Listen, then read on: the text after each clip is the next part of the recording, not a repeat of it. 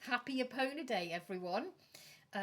What is she on about? You're probably thinking. What is Epona Day?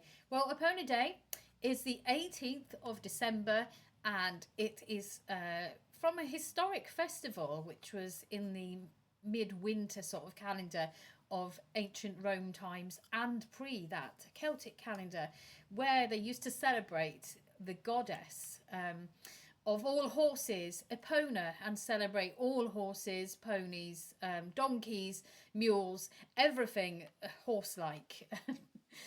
So that was the festival of Epona, and it was basically a fertility festival which celebrated the female. And today, Epona Day, is traditionally the day where the Mare Lwyd wakes up. So if you have a Mare Lwyd, is still asleep basically, knock on her bony skull and tell her it's about time she woke up because she's got work to do. So on our Mare Lwyd, and we woke ours up last night, Mare Lwyd Rosilli and Mare Lwyd Dinever had a lovely time with Mark Rees while he was doing his talk on folklore and Christmas ghosts in the new library in Swansea. So they came with us and they were a little bit naughty last night, as you'd expect. So if you listen to Mark Rees's Ghosts and Folklore podcast, the one before the one that's just come out today, you will know how to make a Mare Lwyd. If you haven't got a Mare Lwyd, the reason why I'm making this little video is because I've received quite a few emails and messages in my DMs asking how to make a Mare Lwyd. I do have one for sale if you want to buy her. She is massive and she's not cheap, but if you fancy Mare Lwyd Valor, who we don't use anymore, pop into my DMs and we're going to have a discussion. Otherwise, make your own. They're quite easy to make. And believe it or not, your decision isn't really on how to decorate it, because everyone's like, oh, how do I decorate it? That is not the important thing. The important thing is you deciding whether you're going to make your Mare Lwyd out of a bone, out of cardboard, or out of, now you can make them 3D printed, believe it or not. So that is your first decision, and that will be based on how heavy you can cope with, because the bone is really effing heavy, I'll tell you that now. If you're going to be out and about in the winter, and if it's the raining, that sort of weather, which we had last night, a proper downpour, you might not want to make a cardboard one. And if you are on a budget, a 3D printed one is probably the best you're going to do.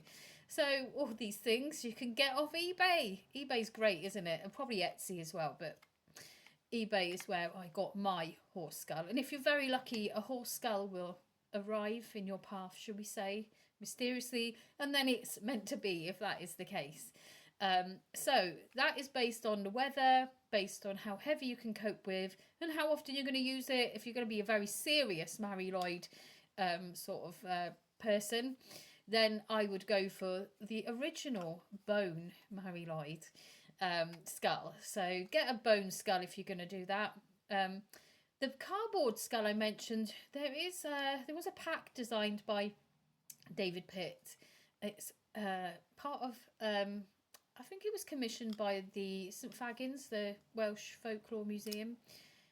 So you'll have to Google track TRAC Mare Lwyd, and then it will bring up a link, and you can either buy a big horse's skull to make, they're about 50 quid for that pack, or a smaller one. I think they're about 15-20 quid for a smaller skull.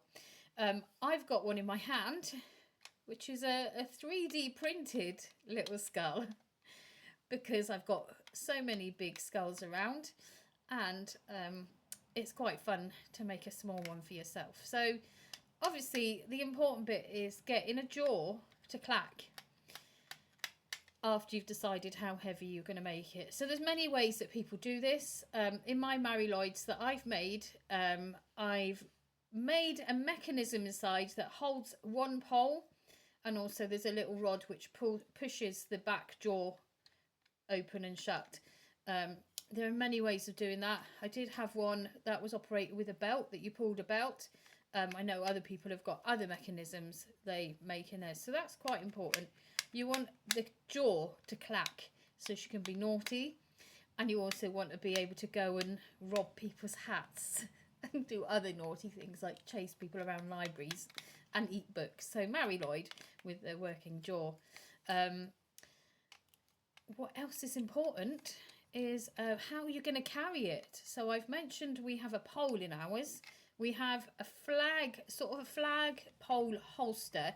So if you're like in the majorettes, or if you're in a marching band or something, you're probably going to be familiar with what a flag pole holster looks like. It's basically a strap that goes across you and has a little pocket where you put the end of the pole. So that's how we support ours, because believe it or not, if you're holding a pole for a long time, which could be up to half an hour or even more in some cases, the skull is very top heavy. The weight is above you, and it is quite hard to maneuver and quite strong on your arms and wrists. So you will be wanting to support that in some way. Other people I've seen have some kind of harness that crosses over them, and the mare Lwyd fixes on the front. Other people have something on their shoulders. The mare Lwyd fixes above you. So there's many different ways you're going to want to think about how you support that quite heavy weight. Like I said, if you are just doing an indoor thing and you're making your mare Lwyd out of cardboard, and you can varnish it with things like shellac or a very strong sort of boat varnish to make it a bit more waterproof. But I would recommend that if you're not going out and about so much, that isn't going to be so much of a problem. You can use any pole you like for that.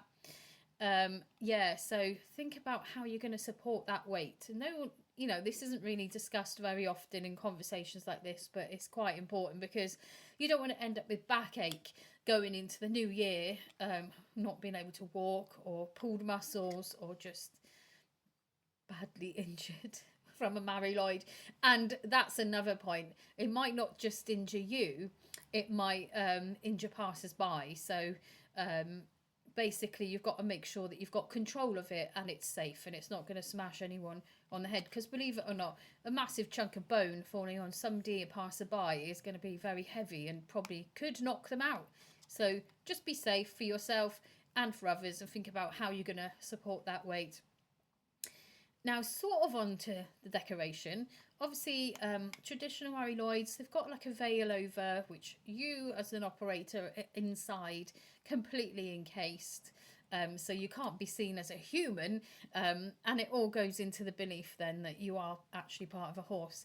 When you do that, think of the hood, think of how you're going to see out.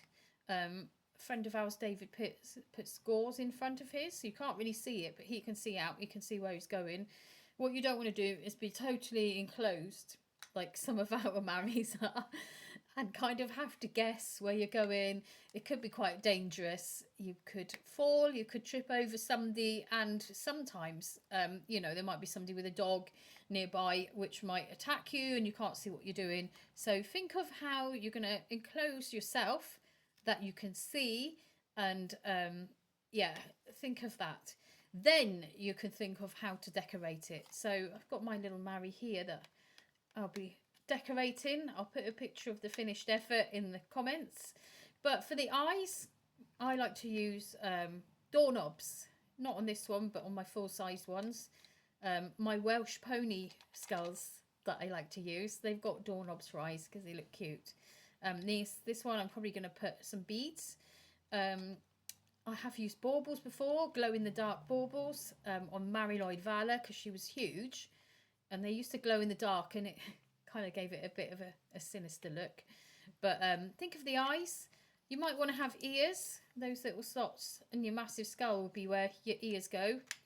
Make them bigger than you expect, because once you've decorated the head in whatever way you want to, the ears can often disappear. So make them super ears, and then once you've got the decoration on, then you can see the ears. Now, the decoration will depend on where you're from and what you do with the mare Lwyd. Where you're from, you could go for the traditional Welsh colours, for instance, Carmarthenshire. Traditionally, according to Lady Llanover, from the Eisteddfod of the 1800s, she said Carmarthen was black and red because of the colours that they used to dye the wools here. Black for lichen, I think, and madder for red. So that's why Carmarthen is associated with black and red. So you might want to do the colours of your county. You might want to use the colours of your village. You might even want to use something a bit more symbolic than that. So you might want to use some holly for protection, for instance, apples, you know, if you're going to do some orchards and that sort of thing. So think about more symbolically the colours you can use, and, you know, other things that you might be wanting to put into your Mare Lwyd. Because I always feel that symbolic decoration is much more heartfelt, much more powerful, and much more in keeping with the Mare Lwyd tradition than just thinking, oh, I've got loads of this pink, I love pink, and oh, let's have some black, and just doing it that way. Yeah, so that you will have made your Mare Lwyd. Look out in the comments for how this turns out, and feel free to put in the comments how your Mare turns out. Happy Epona Day.